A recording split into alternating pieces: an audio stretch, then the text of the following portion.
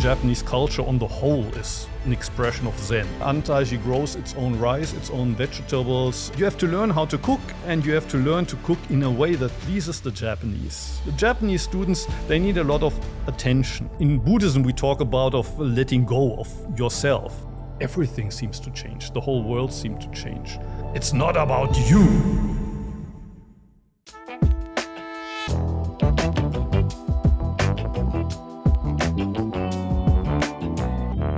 Welcome to Unpacking Japan. I'm Toby, and today we welcome Muho. Thank you very much for coming. Muho, you're a Zen monk, former abbot of Antaiji, and you're originally from Germany and came here many, many years ago to kind of practice Zen and teach Zen. And we want to learn more about your experience as this. I usually start our conversations by asking what brought you to Japan, but I want to start this time with asking you, how did you get into Buddhism and maybe specifically Zen? Probably it has to do with the fact that my mother died when I was 7 years old. And from that age, when I just had entered elementary school, I asked myself, well, if we all die, why do we live in the first place? And when I asked my father, he said, ask the teachers in school. And when I asked the teachers in school, they said in elementary school, it's still too early. Wait until you go to high school. So at that age, I already got the impression that even the grown-ups don't really know the meaning of life. And when I asked my friends, they looked surprised. Strange things you talk about. Let's play soccer together. But I was never really, into playing soccer or anything. I wanted to know why we are here. But nobody could answer me. And at age 16, I entered a boarding school, and there happened to be a teacher who was into meditation, Zen. And I had never heard about that. I wasn't really interested in religion or meditation or anything. So when he asked me if I would want to participate, I said, no, thank you. It was the time where Bhagwan was in the news and transcendental meditation and people that claimed that they could levitate. So I thought it's kind of something like dubious. 2 or 3 weeks later, he came for a second time because there were not many students in that meditation class. And he asked for a second time, and I was even more suspicious.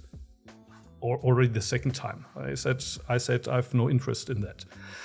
And he would then ask me, well, have you tried? And I said, no, of course not. And I have no intention to do so. And then he said, well, if you never tried, how can you say you're not interested? So I let myself be convinced to try it at least once, and then I thought I would stop. But as the result of that one time, I'm sitting here now. So something made me come over and over again. And today I would say that first time when I said it was a discovery of my body. I knew, of course, that I have this body, but if you had asked me, where are you, who are you, I would have pointed to my head. The brain in here, that's probably me. And I only need my lungs to supply the brain with oxygen. I need the heart to pump the blood in my body. But for example, in school, I would sit kind of like Rodin's thinker, or I would sit leaning back on my chair. And sometimes the teachers would say, hey boy, do something about your posture. And I would say, well, as long as I listen to what you say and I have good points in the tests, who cares about my posture? So in Zen, it was for the first time that I realized that when my posture changes, somehow everything seems to change. The whole world seemed to change. And of course, 16 years I had been breathing, and I knew I need to breathe to be alive, but I never felt the breath. And in Zazen, I was surprised that something as close to as my breath. Normally I don't realize it, but then it's there. Or there's this bird that had been probably singing all day since the morning, but for the first time I hear that bird. That was the big discovery in the beginning. How small my world was. How selected my experience was of the world, yeah. And then I started to read books, because after a year the teacher quit the school and he told me, why don't you continue as the kind of responsible person of that meditation circle. So then I thought I need to know something about Buddhism, about Zen, Japanese Zen, And I started to read books by D.T. Suzuki and about Buddhism. I learned about that prince that 2,500 years ago in India, although he was supposed to become the king, left the palace and looked for, well, the reason of suffering. He claimed famously, life is suffering, the later Buddha. And a lot of people don't agree with that. They say, well, life is so beautiful. How can he say that? But he spoke out of my heart in a way. For 16 years almost, well, 9 years since the age of 7, I thought I was the only one who kind of asked for the meaning of life. And then I realized I wasn't the only one. The people for a long time had been dealing with this question, struggling with this question, why do we suffer and what can we do about it? And well, they say that the Buddha, sitting under the so-called Bodhi tree one morning, saw the morning star and found the answer. And then his teaching and this practice of meditation came from India to China, and from China 800 years ago it arrived in the form of Zen in Japan. So when I heard that I knew, I was 16, 17 at the time, I knew I want to go to Japan and practice it there in the home country, so to speak. So your original contact actually with Buddhism was not directly with the religious aspect of it, but more just the meditation practice. And that kind of got you curious to learn more, and you found that you need to go to Japan. Exactly. Did you then come directly to Japan to practice Buddhism in a religious way? Or what was your journey then from that moment you decided to go to how you actually came? Well, at age 17, I thought I want to go to Japan, and at first I thought right after high school I would go. But when I visited the teacher who had already left the school at the time and told him about my dream, I want to go to Japan. I want to practice it, to really spend my life. Although he had talked me into it, he said, wait a minute. Maybe you should first go to university, study Japanese, get some other license so that you can later get a job, because who knows if you're still going to be that enthusiastic in 3 years, in 5 years. And at the time, it was the time of the economic bubble, so if you could speak Japanese, probably you would get a job in trading or whatever. And he talked me into going to university first, but in Germany, you graduate from high school in the summer and you can enter university either in October or in April. So I decided to spend the time until October in Japan. For 3 months, I went to Tochigi-ken, which is a little bit north of Tokyo, and I did a homestay there. And I had this wish to, learn something about Buddhism Zen. But the family where I did homestay happened to be a Japanese Christian family. So they looked forward to having this kid from Germany, the country of Luther, while I was longing to learn something about Buddhism. And when I asked them, because I'd read in the books of D.T. Suzuki that basically Japanese culture on the whole is an expression of Zen, like tea ceremony, flower arrangement, or all of the martial arts. And so I thought if I could listen to shakuhachi music, that would give me an idea of Zen. So I asked the father of that homestay family, can you at least play me some shakuhachi music? And then he put a record on the record player, but it was Beethoven's Ninth what's it called? Symphony. The Ninth Symphony. So for a lot of Japanese, that's the true music. While for me, I thought Zen, shakuhachi, flower ceremony, whatever. So when I was, at that time I was 19, I just graduated high school. It was before I entered university. I spent 2 months in Utsunomiya, and then I hitchhiked to Kyoto and visited all the beautiful temples there. You pay maybe 500 yen to see the stone gardens and stuff like that. But I couldn't find a temple where you could actually practice together with the monks. I was a little bit disappointed about that, but then I went back to university, studied Japanese, and the next time I came was in 1990, the first time 1987. In 1990 I came for 1 year as an exchange student, and I studied in Kyoto, and I looked around in Kyoto again, but I couldn't find a place where you could practice daily maybe once a month or twice a month. They had some Zazen meeting that was open to the public. But when I looked for a temple where you could practice daily, I found a Soto. So in Zen, there's two schools, Rinzai, Soto. And in Kyoto, especially, Rinzai is strong. But I happened to find a small Soto temple outside of Kyoto where I could practice more intensively. And there I heard about Antaiji for the first time in the summer of 1990. Then I decided to go there for the remaining 6 months of my exchange student program. So that was from the autumn of 1990 to the spring of 1991. And then I went back to Germany to finish my university studies. And in 1993, I came for good. So basically for the last 31 years, I stayed in Japan. Most of the time in Antaiji, but since 4 years ago, I'm living in Osaka. So you went to Antaiji, which is a temple in the outskirts of Kyoto, Hyogo prefecture, so not too far from Kobe as well. Is that correct? No, I heard about Antaiji in the vicinity of Kyoto, but Antaiji itself is about 200 kilometers from Kyoto. It's on the coast of the Nihonkai, the Japanese Sea. Okay. Actually, it takes about 4 or 5 hours with the train to the next train station. From there, you have to take 30 minutes with the bus, and then you have to walk for another hour because the bus stop is 5 kilometers from the temple. So it's quite in a remote area. So when you enter a temple like this, can you describe a little bit what is a day like as a maybe apprentice monk? We get up, or when I was there, we got up at 3:45 in the morning. And from 4 to 6, you meditate for 2 hours. At 6 is breakfast. And after that, cleaning of the whole premises. That takes until after 7 or so. There's a short break.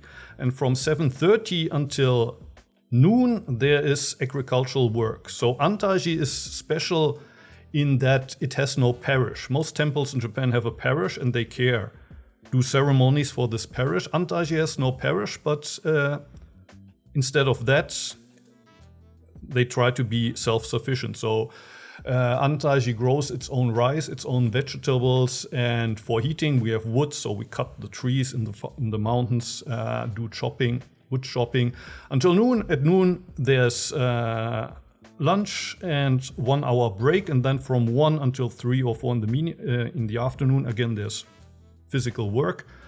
And at 5, dinner, and from 6 to 8, another 2 hours of meditation. So altogether 4 hours of meditation, and then from 8, it's free time, but the next morning starts at 3:45, so most people go to rest pretty early. So the meditation kind of frames a little bit the day to Exactly. start and close out. Exactly. The 2 hours before the sun rises and the 2 hours after the sun sets are kind of reserved for meditation.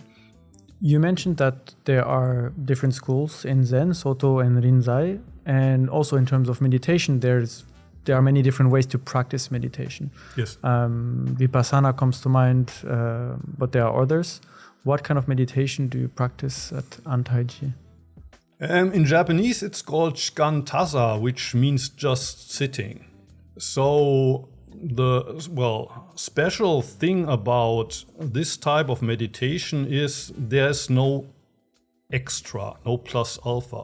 So sometimes people in my tradition say Zen isn't meditation in the first place, because meditation you do after you adjust the posture, you adjust the breath, and then you start to meditate. While we would say you adjust the posture, you adjust the breath, and the work is already done. There's nothing extra to do. That's all, basically. So you just sit there. You just sit. But that, of course, is the most difficult thing, because we usually tend to always do something extra, or you sit there and you ask yourself, what am I supposed to do now? This can't be all. And that's, in Japanese, there's this word koan. It's a kind of problem, a question you're faced with. How can you possibly do nothing? Because you always want to do something. And even this doing nothing is something that you try to achieve, and you can't achieve it. And then your thoughts start going somewhere and you Exactly. have to bring them back, but that's also an action in a way, right? In a way, yeah. Or kind of, especially in Vipassana meditation, you observe But then you play that observer. And in Zen, of course, it's also important that you're aware of what you do, you're conscious, but you try to not have this distance. So we talk a lot of becoming one with the sitting. Or it's not that I who sits here, I meditate, but I let Zazen, which is Japanese for the sitting meditation, I let Zazen do Zazen. So I take myself out of the equation. It's not that I observe, I'm aware, I'm mindful, but I just allow reality to be. But still, it's not a state of just dreaming. So that's kind of the difficult thing. We tend to either take ourselves out of the equation and start to dream or fall asleep, or we're always kind of like hotel detectives, like I need to be mindful. Am I still sitting straight? And it's somewhere, well, neither this one nor the other one. That's what makes just sitting quite difficult. So after you experienced meditating back in school in Germany and then finally coming to Japan and being at a temple where you get to practice daily, did you feel like this was what you came looking for, or was there anything that surprised you or was different than what you expected? Oh, lots of surprises and disappointments. For one thing, the physical labor was much harder than I'd expected. I mean, it sounds beautiful to grow your own rice and vegetables, but it's quite hard when you actually have to do it on rainy days, on snowy days.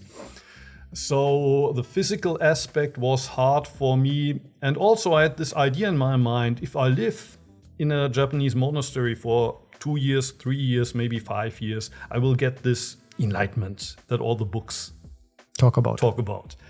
But it didn't really feel that I'm getting closer to it.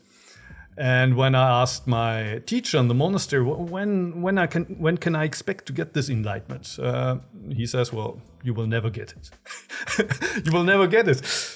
But that's why I came for, and that's why I studied Japanese in university. And so that was another disappointment. Another thing is that's something that you find everywhere in Japanese society. You have this senpai kohai system.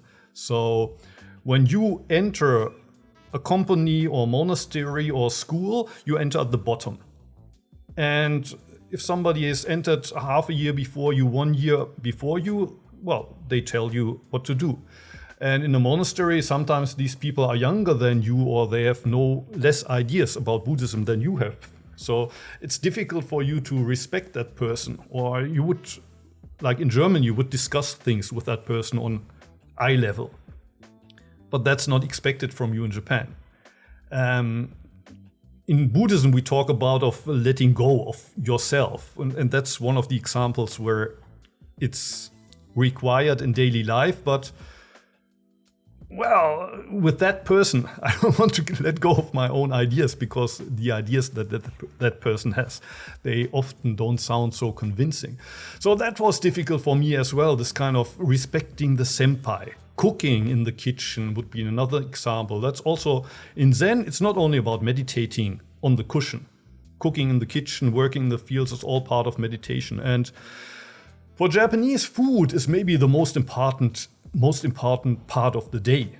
Eating 3 delicious meals a day, in the morning, at lunch, in the evening. While in Germany, often you eat bread in the morning, bread in the evening, and maybe stew at lunch. The Butterbrot. Yeah.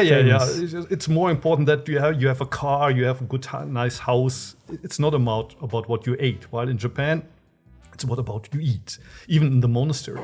So you have to learn how to cook, and you have to learn to cook in a way that pleases the Japanese. But at that time, in the early 1990s, in Germany, I'd never heard about udon. Now they're quite popular in Germany and all over the world. But at the time, I didn't know about udon. So when I was told to make udon for lunch, I made them, spaghetti al dente style. And they were too hard for the Japanese taste. So the next day I decided I'll make them really soft, and I cooked them for 30 minutes and they dissolved. And I got criticized for that again. And being criticized for my failures in the kitchen every day, I finally said, well, sorry, but I didn't come to Japan to learn how to cook. I came here to study Buddhism and practice Zen. And when my teacher heard that, he said, it's not about you. It's not about you. And a year or 2 years before that, when I had first arrived as an exchange student, the first question that he had asked me was, why have you come to Antaiji? And at that time, I'd also said, well, to learn about Buddhism. And at that time, he had said, this is not a school. You create Antaiji. You create Antaiji. And I was 22 at the time. I could hardly speak Japanese. But that's what he said. And then 2 years later, standing in the kitchen, he says, it's not about you. So what? I thought it's about me. I thought it's all about me. Which one is it? Exactly. And that was also a hard, koan problem to deal with. I create Antaiji. I'm supposed to create Antaiji, but it's not about me. How do I deal with that? So it was not a walk in the park. Eventually, though, Yes. you became the abbot, Yes. the head of Antaiji. So you did build Antaiji in a way. In a way, yes. Was there a moment when you decided, throughout all these hardships, I'm staying here. I'm gonna continue working on this place and contribute a little bit more? Because you said earlier that you initially thought you'd come for a couple of years to study Buddhism and then you may go somewhere else. But you stayed for quite a long time. Yeah, for some reason I thought I have no alternative. If I don't make it here, I won't make it anywhere. So, of course, it's often said there's many ways leading up the same mountain. But you have to decide for one way. If you say somewhere in between, this way seems to be a little bit too steep for me, and you look for another way, probably you get stuck there again. If you don't carry through with that one way, probably you won't carry through with any way. For some reason I thought, well, if I don't carry through here at Antaiji, where should I go? Where should I go? In theory, of course, I could go back to Germany, I could go back to university, I could become a scholar, whatever. But I thought, well, I have to do this one thing that I decided for. It just, somehow it felt like that, even when I was desperate at times. How was it like becoming the abbot? Is there a ceremony? Is there a special procedure where you basically take over the leadership of the temple?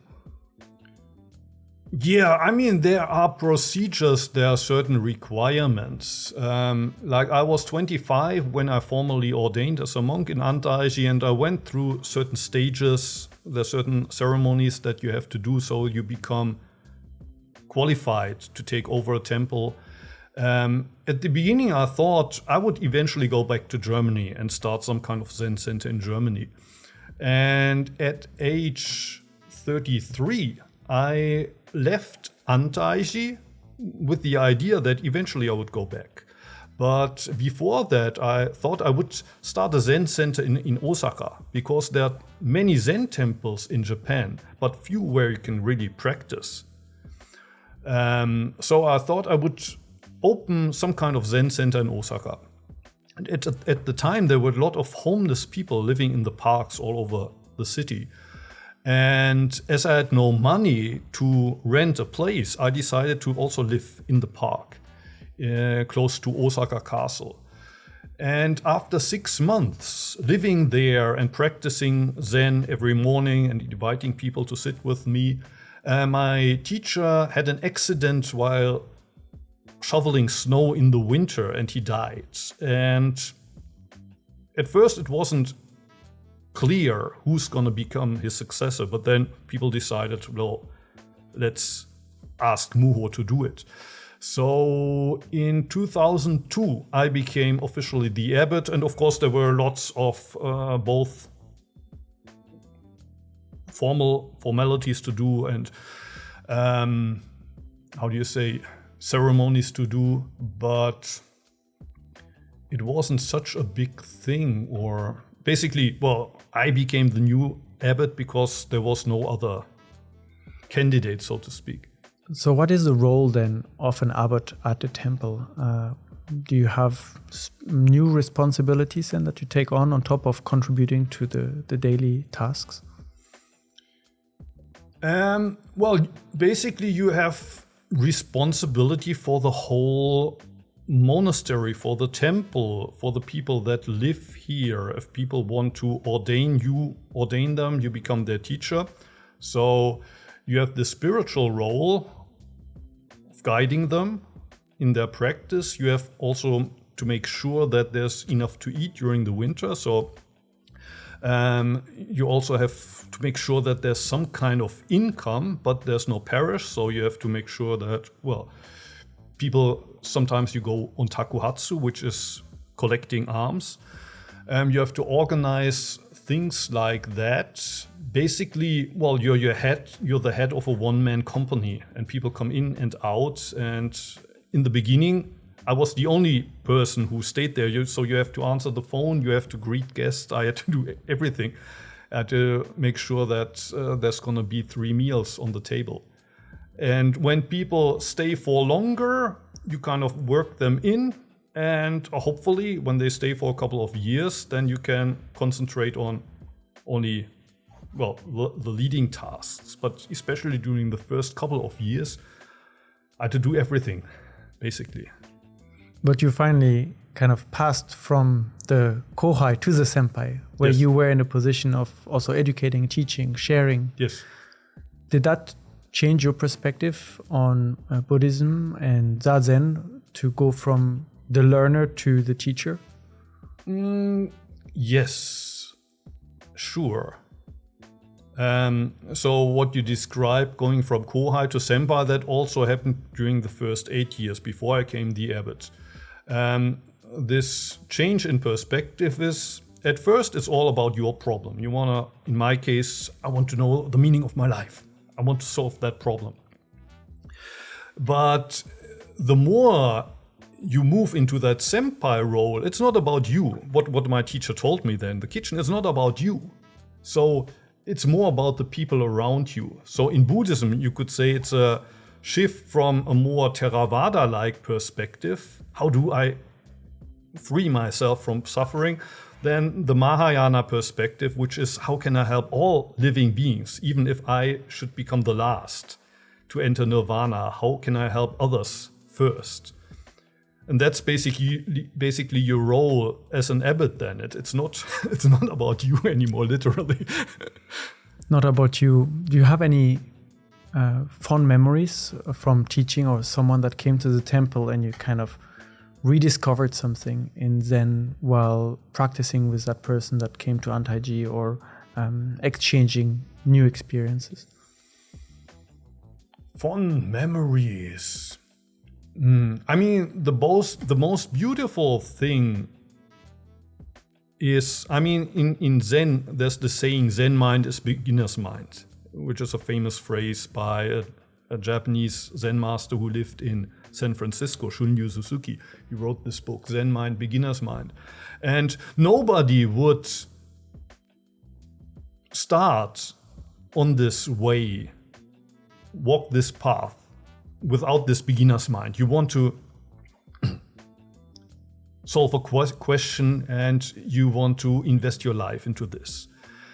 I would claim of myself, when I came to Antaiji for the first time at age 22, I had this beginner's mind. But then it becomes kind of a daily life.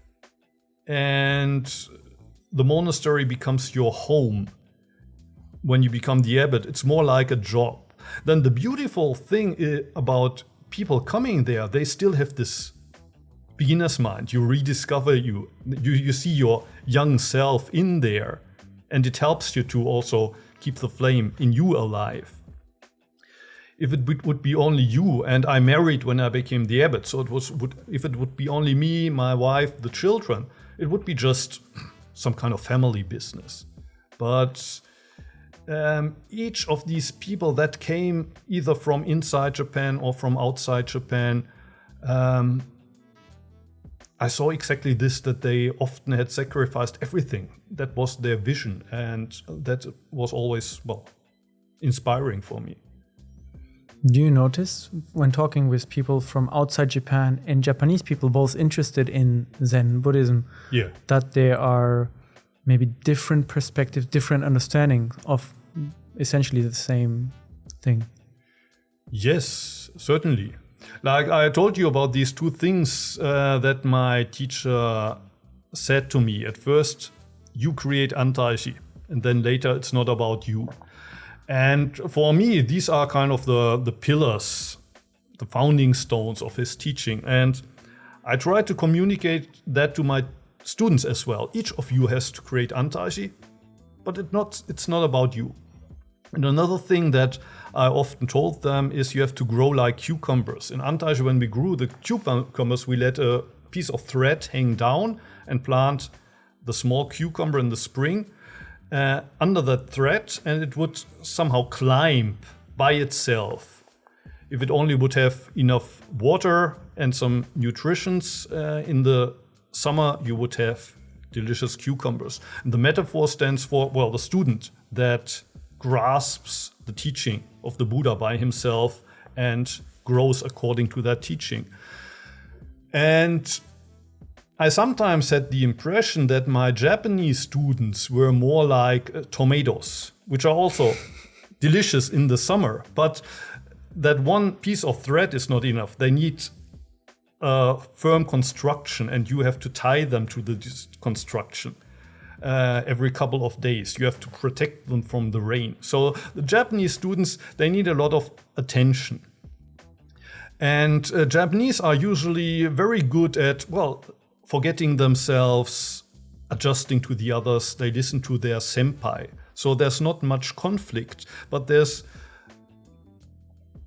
not much initiative or ideas. I would want to do it like this or that.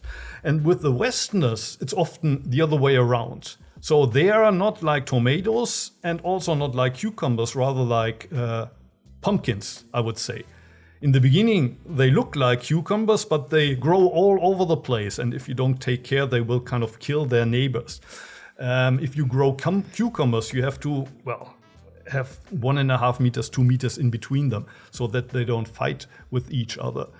So the cucumbers, it's all about them. I create Antaiji, but they forget themselves. And it would be nice to have something in the middle, which is the idea of the cucumber. But the Japanese, they're good at forgetting themselves, but less about I create it. I take responsibility for the whole place. We in the West, we want to take initiative, responsibility, but then we make it all about ourselves. But then when you have them all together, it creates kind of a very interesting experience, right? Yes. Because you get the best of both worlds too. Exactly. But it can also be painful because people clash with each other. Are there very different ideas of Buddhism and what Buddhism should be when you are at the temple and basically studying the same text and studying the same meditation, where you say that there will be clashes, but is it usually related to basically the ideological things of, oh, we should practice this way or we should meditate this way, or is it more unrelated to the core of what happens at Antaiji? I wouldn't say it's ideological related to Buddhism, but culture plays a role. Like for Japanese, if it had been done like that last year and 2 years ago and 3 years ago, then we do it the same way this year. While for Western, it's but why? But why? This year, why don't we change things? So a lot of conflict came out of this, that Westerners always wanted to try new things, while the Japanese wanted to stick to tradition. And I had to, try to somehow balance both. I don't want to stick to the old ideas, but if you always try new things, especially I stayed there then for 30 years, but a lot of people, they have new ideas, but then 3 months later they are gone. So if you have a new idea, you also need that commitment. that comes with that.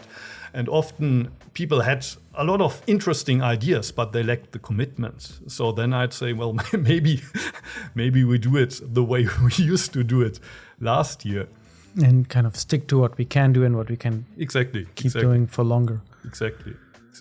Buddhism has a long history in Japan and kind of plays a big role today in society.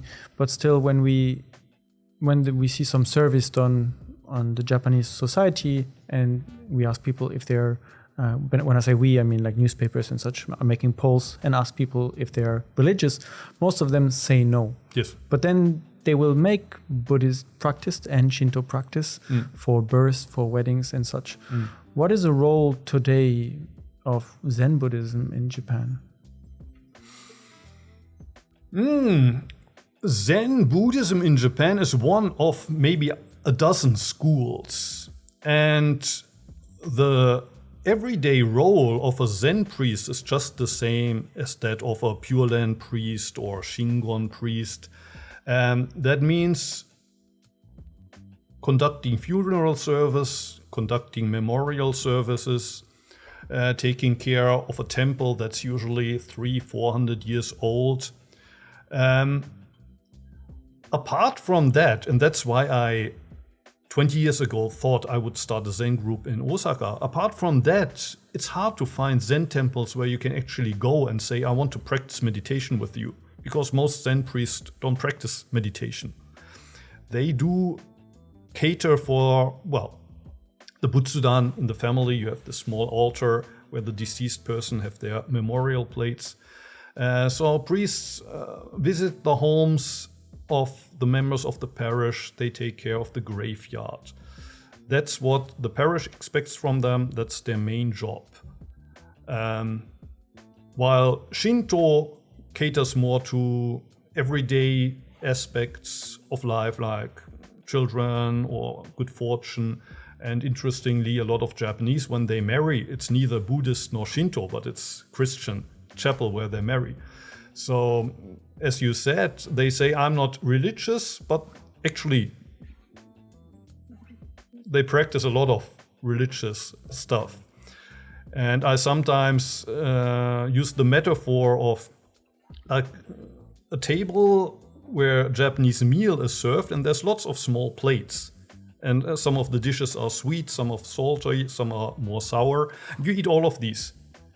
But I sometimes have the feeling that there's no main dish.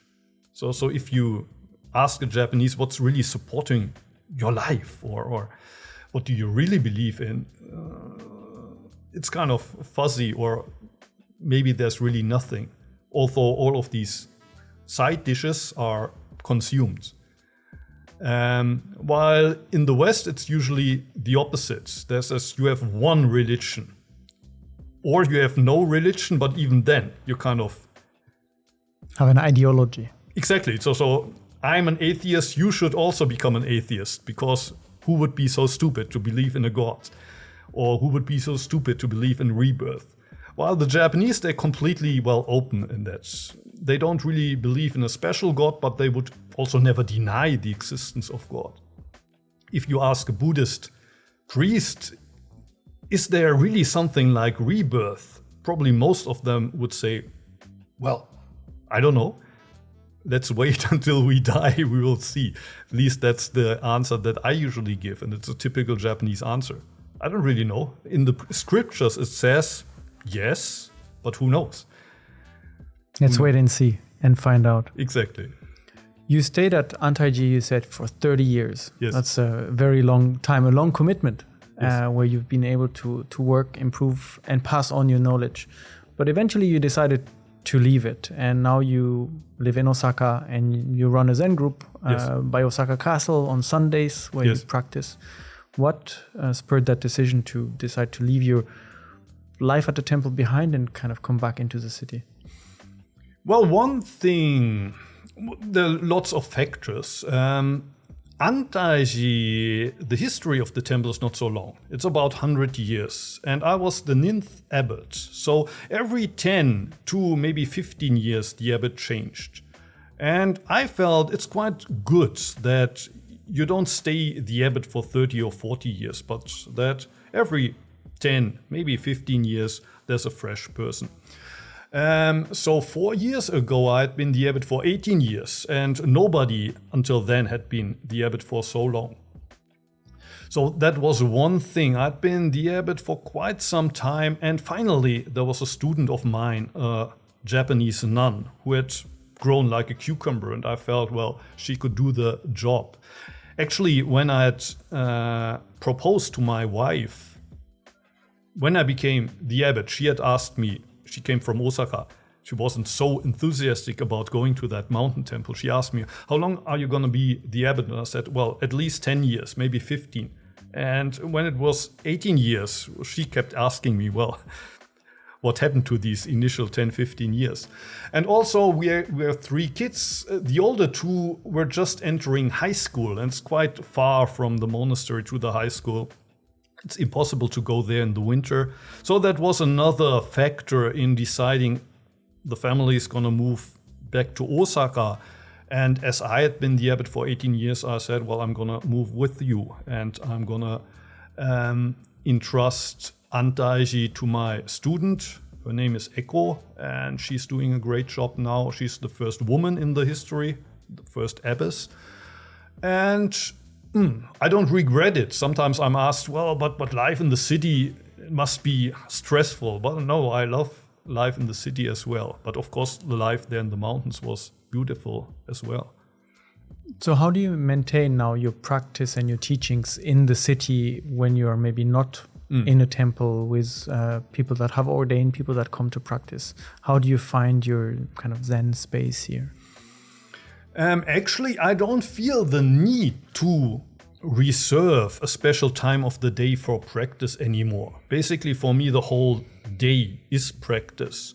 But of course, the Sunday Zen group, we meet at 6:30 in the morning and sit together for 1 hour. That's kind of something that also helps me stay grounded. And on Mondays, I teach Zazen online. Until last month, I actually taught Zazen online 5 times a week. I sometimes get invited by people, by temples also, to teach Zen there. But it's much less than in Antaiji. In Antaiji, at on the average 5 hours a day where I would just meditate. And now I would say maybe it's 10 minutes, 15 minutes. It's much less. But I don't feel the need so much anymore. When you teach your classes online, maybe now to a wider audience and people that are willing to come all the way to the temple, do you notice maybe misconceptions about then people that come looking for something that is not really there? As you were saying, you initially went there with like, I want to find my enlightenment, and your teacher said, you will not find it. Is this still the most common misconception about Zen? Maybe. I mean, people expect something. It's the same with, I don't know, mindfulness, yoga practices. You want to get something from the practice. And of course, there are lots of beneficial results. But you still have this feeling, but there must be something more. And that was probably the point of my teacher saying you won't find it here. It's about letting go of this idea. I need this enlightenment, whatever. I need it. I want it. But if you didn't have this, you wouldn't practice in the first place. So in a way, it's important to look for this special thing that you can't even name. But then at one point, you need to let go of it again. And that's very hard because you invested so much time and money and effort into chasing this big enlightenment, whatever, that when you're told to let it go, how can I possibly let it go now? So much effort, much effort wasted, right? Exactly. But then once you let it go, it's a great liberation. Wow. Yeah. Great liberation when you let it go. Is there a way to know if you're practicing the right way? So if I take myself as an example, some days I'll be stressed and I'll come home and before going to bed, I'll do 10 minutes of meditations, try to sit still. either do nothing, sometimes listen to like guided meditation or something like that. But I never feel like I am achieving anything. I feel like my mind is just bouncing around like a ping pong ball, and I cannot calm my thoughts. I cannot focus on the breathing. Does this go away by doing it for a longer period of time and little by little? Or is there a way to know that we do something right, we do something wrong? As long as you have the feeling, I'm not doing it right. As long as you have this feeling, something is not right here, I would say you're not doing it wrong. Probably every meditation teacher has made this experience. You ask people to, for 3 minutes, just watch their breath. And then you asked, after this 3 minutes, could you do it? And probably more than half will tell you no. Even 3 minutes was impossible. But then there's a few who say, no problem, 3 minutes, only breath. But usually that's the people that are hard to save, because nobody, especially in the beginning, can stay focused on his breath for 3 minutes. But we fool ourselves into thinking, I'm doing it right. So if you practice every day 10 minutes before sleep and it's still a mess, good for you that you have this realization. Like a Dogen, who's probably the most important figure in my tradition in the Soto school, he said enlightenment means to awaken to illusion, not from illusion. That would be easy to understand. Now I'm deluded, but one happy day I'm gonna awaken from delusion and then it's gone. He says you awaken to delusion, you see how deluded you are. And the metaphor for that is the shadow of the pine tree gets darker and darker the brighter the moon shines. And the pine tree stands for you. The moon is Satori, enlightenment, but it shines from behind. What you see is delusion. You see the thoughts coming up. And you wonder, after all these years, how come that they don't get less? Well, that's because the moon shines. So, hearing what you say, I would say, good for you. Good for you that you don't think you got it. You're enlightened. Because there's so many people out there who think they took some mushrooms, whatever, and they think, now I'm enlightened. I realized I don't exist in the first place. And I can only say, well, sorry for you. So it's just an acceptance of that. That's just how it is. Those are my thoughts in that moment. Although when you say I accept it, that's another danger.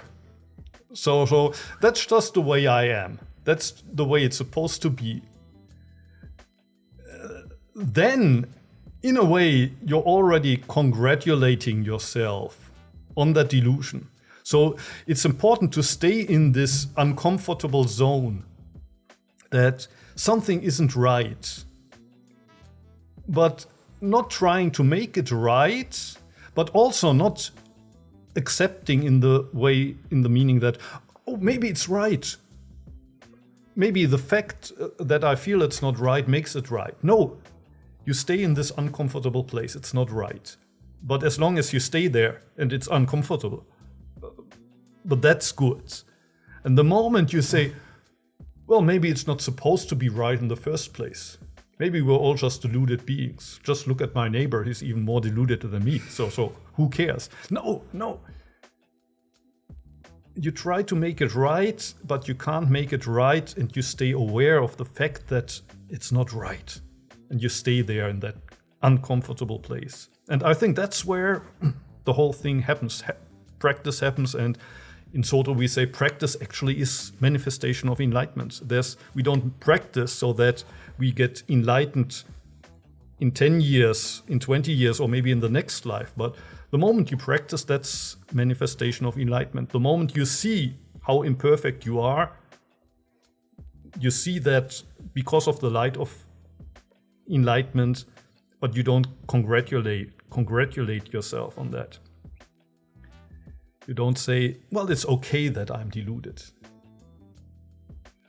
And as long as you don't say that, it's okay. But the moment you say it's okay, it's not okay anymore. For people that are kind of just discovering Buddhism, Zen, are getting interested, or maybe are coming from not the religious side, but just meditation, some of these ideas can sometimes be difficult to understand. And like, what are we talking about?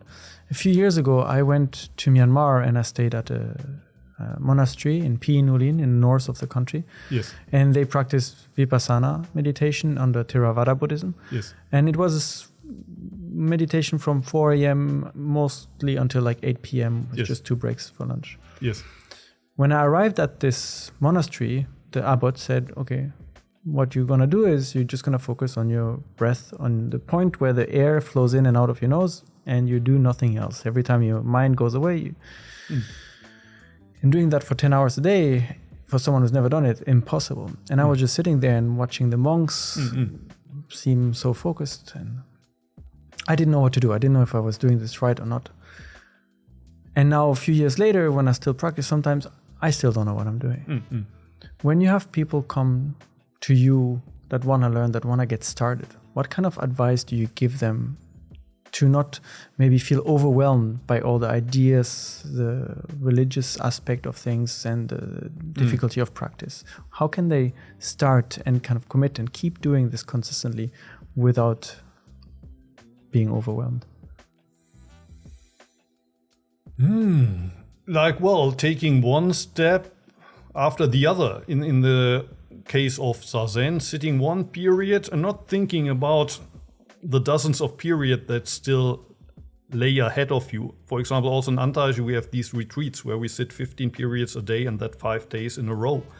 And when on day 2 you start to calculate how many periods are still ahead of me, you can't take that. So you sit one period at the time. When you're the cook, you cook one meal at a time. And when it overwhelms you, let it overwhelm you. That's part of the practice in a monastery is structured that it must overwhelm you. That's the point. Let it overwhelm you. And then you're overwhelmed, and that's it. That's also good, even though it doesn't feel good. It feels uncomfortable. You don't want to be overwhelmed. You want to be in control. But the daily life in the monastery takes that feeling of being in control away from you. You can't even control your own mind for 10 minutes, 15 minutes. You can't even focus on this area on under your nose. So just be overwhelmed. Yes. And not think about the next steps. Just think about the step that you're in right now. And I mean, the nice thing of living in a monastery, it's possible to just think about lunch when you're supposed to make lunch. While if you're living in secular society, what about the bills that I have to pay? What about the kids? So that's a privilege of living in the monastery. You can, when you're overwhelmed, just be overwhelmed and think only about this one period of Zazen. You don't have to think about tomorrow, unless you're the abbot. Then you have to think run about the bills. Yeah, you have to pay the bills. Yeah. Our society is changing at a very fast pace, and we talked before about how maybe in Japanese society, a lot of people don't identify directly with a religion, and how some people want to keep traditions, some people want to bring in new ideas. How is Zen, or how do you manage to keep Zen kind of in balance between all the new changes happening around you and kind of the traditional aspect of it? 10 years ago, there was a book that was written by one of my Antaiji senpais, which the title of this was Updating Buddhism. And it was quite a bestseller at the time in Japan. So usually Buddhists don't have this idea that Buddhism needs to be updated. But at least it needs to be kept fresh. And I personally don't think that this meditation practice needs to be changed. But it needs to be kept fresh. But keeping it fresh means basically that you practice it daily. And I don't try to missionize others. So I don't tell other Buddhist priests you should meditate more. But I want to continue with my, Sunday group. I want to do what I do, also on YouTube, on Zoom. And I hope that will keep the flame burning. I don't think that adjustments are really needed. Updating something, for me, just means, to keep the flame burning. Keep it alive. Keep it running, keep it going. Exactly. You just mentioned your YouTube channel, yes. Muho, Nölke, yes. Where you share and you explain Buddhist teachings and texts. How did that get started? What was the interest between, I'm going to make a video, because you post every day. Yes. That's a lot of big commitment too, right? Something that you've been doing for a long time. Yeah, actually, when I was still the abbot of Antaiji, I had these two channels. One for the monastery, where I would share kind of short 1 minute, 2 minute clips of monastery life with people that had come maybe in the past, or people that supported the temple but never were there. And I had my own personal channel for my family in Germany, where they could see pictures of my children. And the Antaiji channel still exists, but when I moved to Osaka, I used my personal family channel to, express myself, say things that I thought might be interesting. And I started with the daily videos about 3.5 years ago, when Corona started, and I had planned to go back to Germany for a trip and do meditation retreats, give talks, and that couldn't be realized. So I thought for the 3 weeks of that trip, I would give daily talks on YouTube. But then the feedback was so good that I continued for more than 3 years. So by now I have over 1,000 videos, and I enjoy it. And a lot of my viewers seem to enjoy it. So that's also something that keeps me reasonably busy now, giving these talks. You get a lot of questions from your viewers. Exactly, yeah. Are there any questions that you see, this questions comes back again and again and again, although you've answered it already? Yeah, I mean, one popular question is, what is enlightenment? Like, for example, I say, as my teacher said, you won't get it. I even claim of myself, I'm not enlightened. But then the question is, but the Buddha said he was enlightened. There must be enlightenment. So that's one popular one. Like, what is enlightenment? How can you be a Buddhist teacher and say you are not enlightened? Another thing is, in Zen, it said that you need a teacher, that the teacher is important. But a lot of people, maybe because in the West we're so individualist, they say, why can't I do it on myself? The Buddha found enlightenment without a teacher. Why should I commit to a teacher? And there's also teachers that want a lot of your money, or that abused you. How can I be safe that my teacher will never abuse me? So how do I find the right teacher, or why do I need a teacher in the first place, is another one. Then about the sitting posture, so you sit in lotus posture. Some people sit in lotus posture, you don't have to, but how important is the posture? Why do you have to sit in lotus posture? Why can't you just sit on the sofa? The Buddha taught the middle way, and lotus posture sounds quite painful. Wouldn't it be the middle way to sit on the sofa? Dealing with pain, like in Zen, we sometimes say when you sit, just accept everything as it happens. You hear some sounds, there's thoughts coming up, and you, for example, you feel pain. You just let the pain be. But there must be a limit to that. You don't want to hurt yourself. Where's the limit? That's also another quite popular. So those keep you engaged exactly every day. Exactly. Yeah, well, sometimes you say, I already answered that, but sometimes you try to answer it in a new, different way. Yeah. When you look back at your experience now, yes. 30 years Antaiji and now in Osaka, yes. Did you find what you were looking for besides enlightenment? Yes. I'm totally content. I wasn't. When I was in my mid-20s, I was desperate. Sometimes I wished I'd never been born in the first place. And now I feel it's great to be here. I'm thankful. to be alive. And I never felt that until my late 20s or so. And I think it has something to do with my Zen practice. Feeling totally at home here. And I never felt at home where I was. I always wanted to be somewhere else, somebody else, sometime else. And now I'm totally happy to be this person, in this moment, at this place. If some of our listeners are interested now into learning more about Zen, and what would you recommend them? Are there books that they should seek out, or maybe your YouTube channel if they speak German, where they can find information, resources, and maybe get started with their journey? Yeah, Zen Mind, Beginner's Mind is a very good book that I already mentioned by Shunryu Suzuki.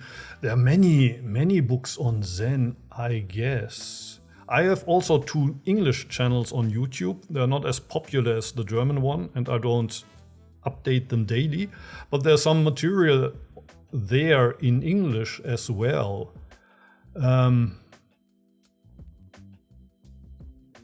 I would say, well, search for yourself. Search for yourself. There's so many, teachers, so many books also on YouTube. I imagine there's lots of channels by YouTube teachers.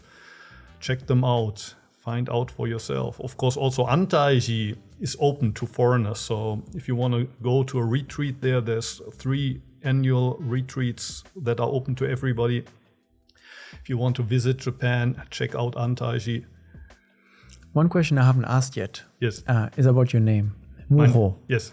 That's your Buddhist name? Yes. Is this a name you choose? Is it the name that is given to you? And what does it mean? Usually when you ordain as a monk, the name is given to you by your teacher, but in Antaiji it's the other way around. So the teacher tells the student, it's your decision, you want to become a monk, so you choose your own name.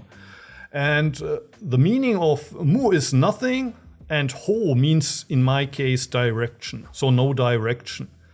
And I found that in the Buddhist dictionary, part of the reason why I chose it is because a lot of my senpai had these beautiful names like cloud of compassion or the mind of wisdom. But if you have a name like that, you have to live up to it. But if your name is no direction, that's quite easy to to stay faithful to that. And of course, no direction doesn't mean that you have no orientation. It also means that you're open, like the sky. You're open in all directions. And of course, I can't claim that I'm faithful to that all the time, but at least that's my aim, to stay open. We covered a lot of topics today. Talked about your journey to Japan, what you did at Antaiji, what you're doing now here in Osaka. Do you feel like there's something important that we haven't covered that you would like to share about? Could be a favorite Buddhist concept, could be an experience that you've had here in Japan that you'd like to get back to and share with the audience.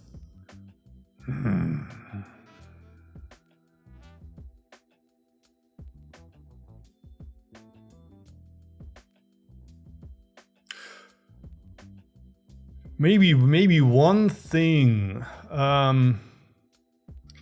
like we talked about the daily schedule in the monastery, we also talked about the retreats. Probably it was pretty similar in Myanmar than in Japan when you have these intensive retreats. The reason why we have these retreats is basically you put all of the suffering of life into 5 days or 7 days. It's like compressed suffering. And in my experience, it was usually the 3rd day that was the hardest. The first day you can still make it. The 2nd day you still have some motivation. But then the 3rd day, especially when you think about the time that's still ahead of you, you get desperate. And often it felt to me like I'm dying. And as a kid, I asked myself why I was born. Kind of. That was my question. And I was sometimes suicidal. But in that situation, I feel I'm dying and I don't want to die. But there's no way out, except you can shift your legs a little bit, or sometimes you grind your teeth, you take a look at the watch. You're not supposed to do that, but it's still 5 minutes. Okay, I can do that. But if you don't want to cheat, you don't want to look at the watch, you don't want to move your legs, it seems impossible to do that. So at one point I asked my teacher, always the third day, that's the limit. I can't make it beyond that without cheating. It feels like I'm dying. And my teacher said, but where's the problem? We have a graveyard behind the temple. There's still space for you. And well, I thought it was a joke, but at one time during a retreat, I told myself, okay, let's, how do you say? In German we would say drauf ankommen lassen. Let's see what happens. Let's see what happens. So in the worst case, I'm gonna be buried here in the mountain. But I'm gonna die anyway. I don't wanna go back to Germany in this desperate state. Maybe it's a beautiful place to be buried. So this time on the third day, I'm not gonna grind my teeth anymore. I'm not gonna shift my legs. I'm not gonna peek at the watch. Let me die here. I'm just gonna sit totally relaxed and wait until I die. And then it became easy. And then that was the first time I felt, wow, I'm still alive and it's beautiful.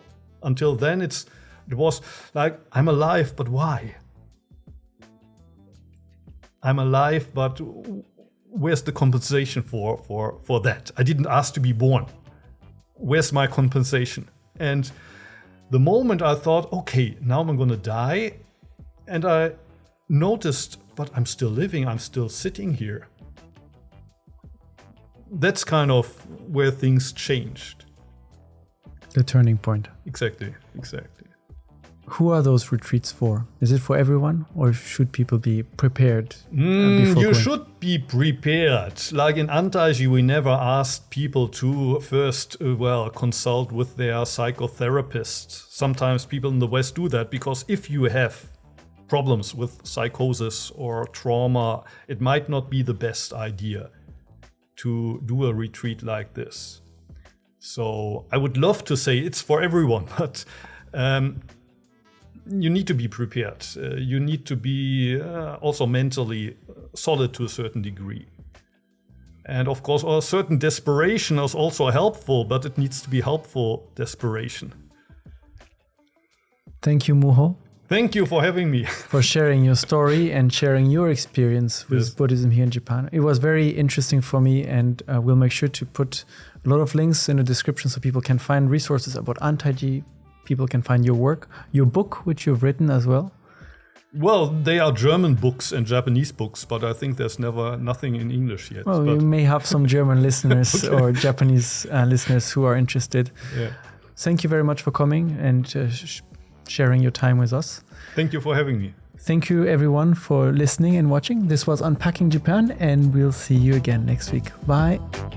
Thank you.